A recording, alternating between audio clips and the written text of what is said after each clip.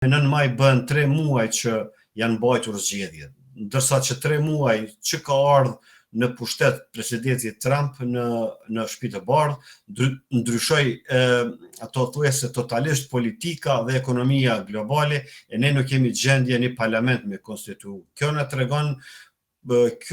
tregon gjithçka për aftësitë tona politike dhe intelektuale dhe manovruese në një ambient të ri. Çdo vonesë e tutje, pra e kuvendit dhe e qeverisë, sepse edhe qeveria është me rëndësi me u bë shpejt jo vetëm kuvendi, kjo vendin e në farë mënyrë e humb nga agenda e integrimeve evropiane. Pavarësisht që Kosova e ka dorëzuar në Komisionin Evropian agendën për reforma evropiane, ne në fakt nuk e kemi kalu marrëveshjen për kredi në mes të Kosovës dhe BE-s, gjë që e cila duhet të ratifikohet në kuvendin e Kosovës, që nuk është ratifikuar, dhe kjo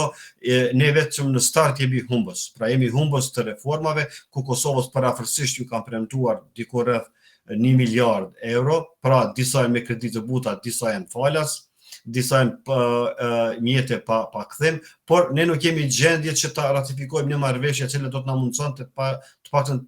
që ta merrim kistin e parë. Plus sankcionimi i Kosovës që janë ende ato masat. Natyrisht që do të humben shumë fonde pasi që ju e patë këto fonde që ishin ndara nga BE-ja, vetëm Kosova dhe Serbia nuk përfituan për shkak të qeverisjeve tyne pa konsolidume, atje sepse kishte anarki në Serbi, kurse Kosovë ka një farë lloj anarkie në parlament, po jo në rrugë, ku gjitha partitë do shtyhen për një numër, për 2 numra. Çdo vanesë, çdo ditë ose çdo minutë i humbur që vanohet mos krijimi institucioneve, është domethënë i shkon imazhit forcimit të Serbisë dhe dëmtimi i shtetit Kosovës. Madje ata kanë filluar vetëm një fushat kundër Kosovës që po thonë Kosova s'ka qeveri, s'ka institucione, dhe si më thonë po e përdorin për treguar se Kosova nuk është një shtet i pjekur dhe nuk mund ndërtojnë qeveri, ani pse Kosova në aspektin e funksionimit demokratik si sistem funksionon shumë më mirë se sa Serbia.